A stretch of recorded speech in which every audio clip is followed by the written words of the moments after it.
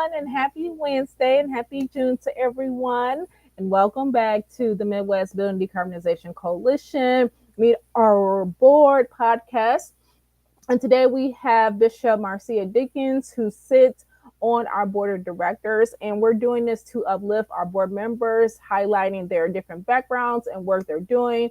We want to share their story. We want you to learn about how they became a board of directors and why it's important to be a board member and get that experience. So today we have Bishop Marcia Dinkins. But before I get into her bio, I want to tell you about Midwest BDC. We were started back in 2019 to take on the big challenge of eliminating fossil fuels, that dirty stuff, oil, gas, coal, all that nasty stuff in buildings before 2050.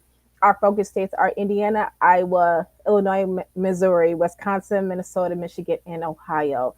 And so Midwest BDC was founded to eliminate these fossil fuels. That's why we operate by the HIMS principles for democratic organizing, the climate justice principles, the environmental justice principles, because we want to make sure that we're eliminating these fossil fuels that impact Black and Brown communities of color who have high energy burden and also experience environmental racism. So joining me today is Bishop Marcia Dinkins of Ohio by way of Michigan, and she is the founder of and executive director of Black Appalachian Coalition and Black Women Rising, a nonprofit organization that uses storytelling and narrative strategy to center the voices and lived experiences of Black people in Appalachia. Bishop Marcia formerly served as the co-executive director of operations and giving for the Transforming Power Fund, where she collaborates with communities and philanthropy through participatory grant making.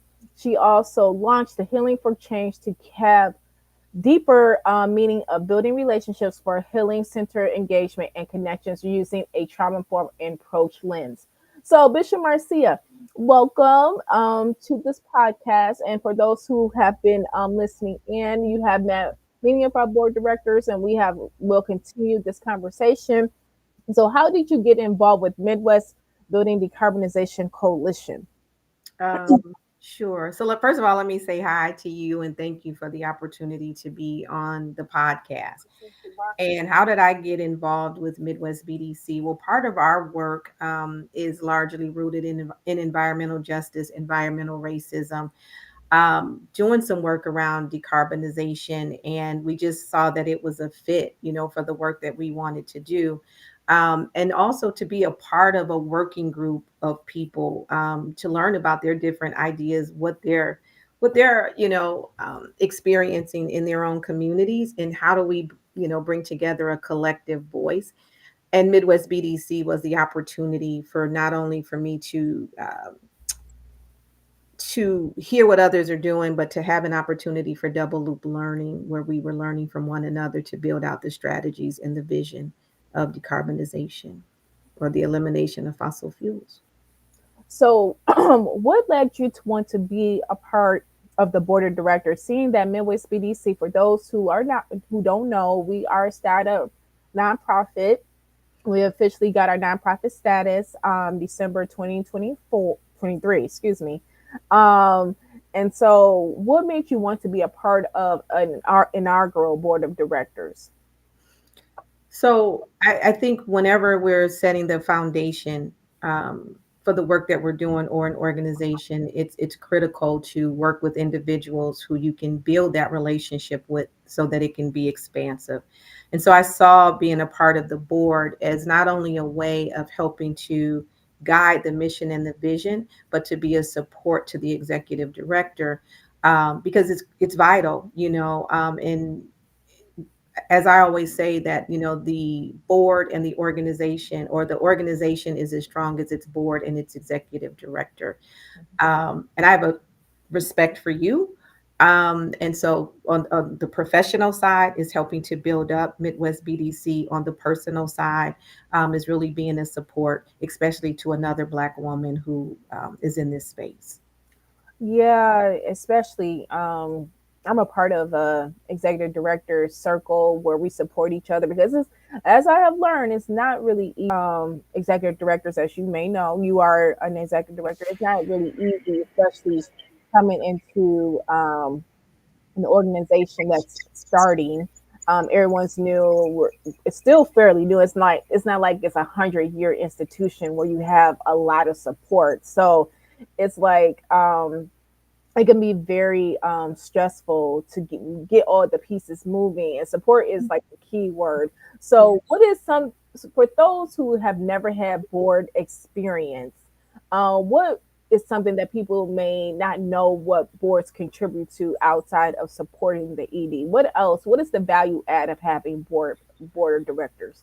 So number one, it keeps you compliant because when you are a nonprofit organization, it is required by the IRS for us to have a board or a governing board. And the whole purpose for the board, and I would just say to people, remembering that there's fiduciary duties that you have. That's the fiduciary duty of care, of the fiscal responsibility, and being loyal to the work that you are doing. And so for anyone who wants to serve on a board or understand, part of it is one, like as you said, supporting the executive director. Two, to help to fundraise for the organization. Three, some boards become also the voice of the organization and sit in different spaces. Mhm. And then there's like this group, this relationship, ED and board relationship, where we're looking to develop what are some of the policies and the procedures in the fiscal responsibilities, be it fiscal policies and procedures, and helping to work with the ED with regards to the budget, the annual budget, in addition to helping to build out different plans. And that comes with having the various committees. Mhm. And so, the criticality of a board is loyalty. It is not about micromanaging an executive director. It is walking alongside the executive director and understanding that the board does not, there's a line of demarcation. And I think a lot of boards don't understand that there is a line of demarcation, and we are to govern. We are to govern and to ensure that the organization is being compliant in every which way possible, especially with regards to the 501c3 and the mission and the vision. And we should help to elongate that. In addition, we should work with the executive director, not in telling her to do, micromanaging it. Because I've been on boards or had people, I was an employee and they wanted to do everything, tell me everything I needed to do, when in fact, if you hire me to run the organization, then you have to trust me to run the organization. So I think another part of being on the board is trusting the executive director to make the decisions that he or she needs to make. And trusting that, again, it's a double loop learning opportunity. We're learning from the executive director just as much as the executive director is learning from us. And so I think the main part is being that cohesive, you know, part that helps to hold things together with the ED, not to create streamlines of division and pie slices, so to speak, because it makes it hard. And that's not our role. It's not our role to make it hard. It is our role to build out the vision, the mission, the goals, the objectives as reflected. Yeah, and with the Midwest BDC, and I had to tell Maggie, like, when we look at the structural chart, it's like the board directors is at the top. I'm in the middle, okay, and of course I have the staff that's reporting that's under me. I'm like, can you just move me to the side? I get it. I just see I don't like it because initially that's not how we were set up. Yes, I understand some hierarchy because you have to get things done in an operational type of way. But when you say the word govern, when you say it, it sounds warm and fluffy. Okay. When Mhm. someone else is saying it, it's like, I'm gonna tell you what to do and you better do it. No. That's the way it sounds. I'm like, okay. And I am a board of director of two different organizations, and it's like more of a co-working relationship. What do you need for me to support you, and what's my added value to this? Okay, I know I could bring this. Otherwise, I'm just sitting here just to sit here just to tell you what to do, and I'm not adding anything to it. And I've been on the board where I'm like, okay, I can't add any value here. Okay, I'm not bringing anything here, so I'm going to respectfully sit down, okay? Because I'm not bringing anything to the table, and that's not a good use of my time, right? Absolutely. Um, so with that being said, what have been some key highlights since we have been in existence for 4 years, going on five? Um, what has been some key highlights you have noticed with the coalition? Yeah. Before I answer that, I do want to go back to something Mhm. you said about your chart and two things. One, if you want to be off to this, it's nothing wrong with making you an L. And so what do I mean by that? That creates the lateral, you Okay. know, authority, or the lateral. I don't like that. The lateral relationship, because Midwest BDC was built off of the relationships, which made it, a great place to come and integrate with folks. And that's one of the things that I can say that that works well. But when you get into that, you understanding that because the ED is in the middle, um, it's you're that glue that Mhm. holds everything together. And so in holding things together, that's why you're in the middle. But if you want to be off to the side to say, you know what, we do this kind of like, you know lateral type of leadership together with, going up, so it's not putting you, it doesn't feel so hierarchical, if that Mhm. makes any sense, which those are the things we're trying to break down. So I think the structuring of a lateral relationship, but understanding that you are the lead, and you have to take the lead, and that's what the middle, definitely denotes. um, as far as, some things that I think, I think Midwest BDC has made space for people to craft their leadership and to give them voice in what it is they do. One thing that I think, that I found that worked really, really well was the one, giving ownership in the coalition by starting the governing board, a governing committee there, and then letting the vision come out. And the support was really, really great. And people felt like thought leaders, and they felt like they were credible messengers. And as you were saying, they had something to offer. When you feel like you have something to offer, you're more apt to engage, and you don't lose people.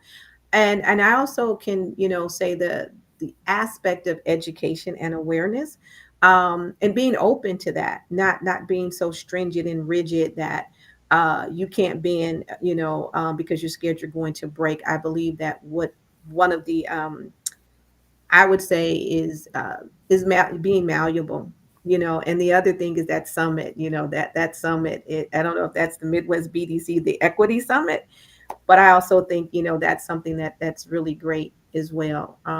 And I'll say lastly, taking what you have done Mhm. and turning those efforts from being a program of to being its own freestanding. That's one of the most powerful things that Midwest BDC has done, as well as keeping the voices of people as that's a part of Midwest BDC at the center of it. Yeah, and I know staff, we're going to be doing some strategic visioning to prepare for, hopeful strategic planning soon. That, you know, what you just said, and I'm like, okay, we definitely got to take note of what Bishop Marcia said, because this was a program of another nonprofit, and then we spun out. And I don't know if people know that it can be very hard to do these type of things and to launch and ramp up, and but it's exciting though because we're creating it while we're doing it. So what are some recommendations, because people say, hey, I want to join a board of directors. What are some ways that people can get involved with board of directors? Yeah. So generally, the board of directors is kind of like a silent partner. So, and they may not like, a lot of people on boards, may say, ugh, she shouldn't have said that, but it's like that silent partner. Mm-hmm. Um, I think the board would have to determine its form to function or function to form, and so if somebody wanted to engage with the board and the board was kind of, engaging in the organization, um, then it would be, can you be on a committee or whatnot? I think another way that people can engage with the board, which I think is a strong thing to have, especially when you are one transitioning out of an organization and building up your own identity, is to have an advisory council, and that's one way people can not only get engaged with the board, but they can also be a help and a support to the executive director. Yeah. They're not a voting voice, they're a supporting voice. And so, yeah, I think that's the way, because a lot, again, the board should be a silent partner. We're in the room and we're working out things with you to shape and to mold the organization into what it should be. And, from there, but if you want to go according to how Midwest BDC is set up, then that kind of opens it up a little differently, because we are able to engage with one another on diverse committees inside of Midwest BDC, such as the faith or the healing justice or the membership. And so that's a way that we are engaging one with another, not only as a coalition member or a chair of a committee, but also as board members. And that's pretty much, for the most part, I'll say, a unique aspect, in a sense, because a lot of times boards are just that, and maybe we need to really kind of, in a way, I know we have to have this mandate, but how do we get creative, in such a way that there is a deeper connection for board to be in community with others, without losing without losing focus of what it should be doing as far as the organization is concerned. Yeah, and I wanted to switch gears with the work that we're doing, focusing on eliminating fossil fuels. And boards come. I know the board positions that I sit on is because this is the issue that I care about. And so that's what I suggest to people: find something that you care about. If you want to add something to that's missing, like if you have finance experience and you feel like it's lacking on the board, then hey, come to the table with those credentials, right? Especially if you're working with finance, right? You have to make sure that you have those credentials to um, be in that position. But what do you wish people knew about, our field, energy and climate justice, that people just are not really talking about as messengers? Because board members are messengers, right? So, of the organization, talking about our story. What do you wish people knew about it? Everything. Hey, people had an understanding, number one, that it impacts Black and Brown and poor communities more than ever. I think people need to know, like, all of the things that petrochemicals is a part of, from our clothing to our makeup to aspirin to cancer medication. I think people need to understand, the health harms in their homes as well as outside of their homes, and so, the impact. I wish people knew that, because we don't. I had a lady say one time that if she knew what she knew now, Mm-hmm. she probably could have saved the life of her sister who died.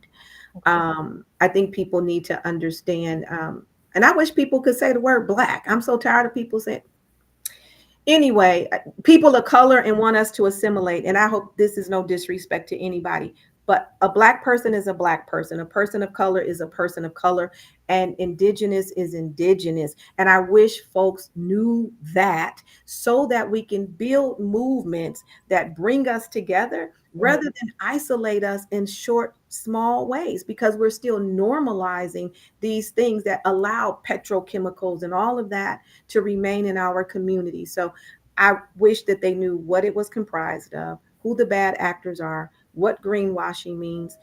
I wish they would say Black and not or.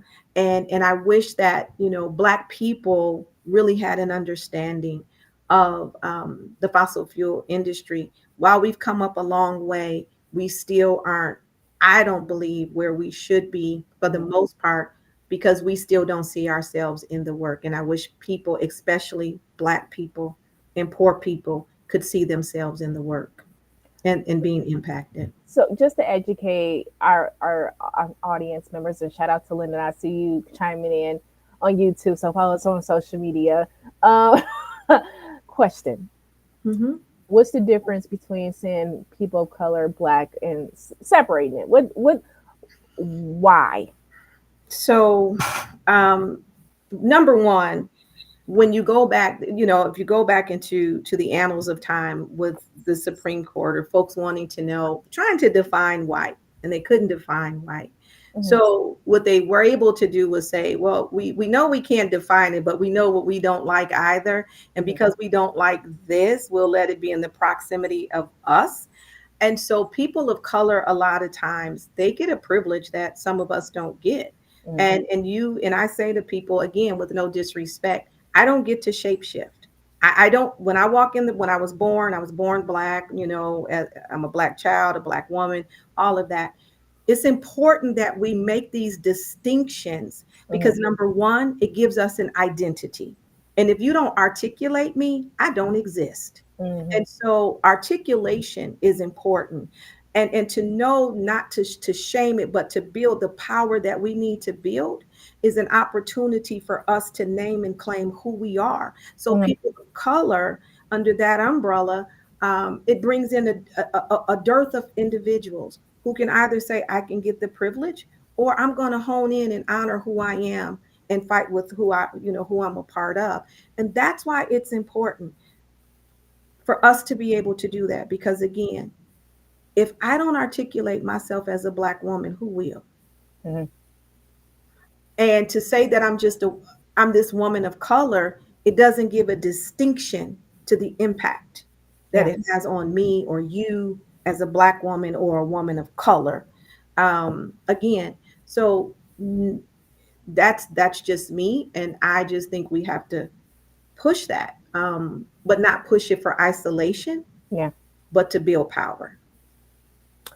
So this could be a whole educational series on language, which is I'm glad you were willing to explain more for our audience and our viewers. So as we end, what are some of your passions outside of doing environmental and climate justice work? What do you enjoy spending your time doing? Right now, what I'm doing is working on I enjoy reading. What you I reading? huh What you reading now? Right now, I am reading about Black feminism fairy tales because I'm working on a project that is looking at how fairy tales are looking at fairy tales through a trauma informed lens, and looking at them and retelling them and rewriting them through the lens and the lived experiences of Black women. Mm-hmm. So right now I'm enjoying that because I'm understanding like where our voices were lost. I'm understanding the trauma in the fairy tale, but also how powerful we have been as writers and experts and all of that. So other than that, I just enjoy sitting in my room eating some ice cream, running from the cat. Oh my gosh, running from the cat. Oh my gosh, I wish I could run for Lois. Lois just get her food and leave her alone. That's that's how my cat is set up. Wish maybe she could take some lessons because our cat is like, she's only a year though. She's all, Oh, Lois, yeah, she's sick, so she's like, yeah. So I run from her a lot. I do. Well, I want to thank you, Bishop Marcia, for coming on to have this conversation with us. And so we're going to be heading out shortly. But before we do that, I wanted to tell you about our event that's coming up tomorrow. We will have our home energy rebates public input prep session coming up tomorrow at 2 p.m. Eastern Standard Time. And then we also, of course, have our equity summit that's coming up in July. It's free. All of our events are free. That's a good thing about joining Midwest BDC. We do have free events, and we try to fundraise to make sure that we're able to make it more accessible to our members. So we thank you so much, Bishop Marcia, for coming on today. And we'll see you all next time. I believe I'm going to be talking to Leslie Jackson or Brianna Parker next in the lineup. So we have a 12 or 11 person board of directors. I should know that, but yeah, it's 11 or 12 now. And so I look forward to seeing you in the next meeting. All right, you take care and thank you for the opportunity. Okay. Bye bye.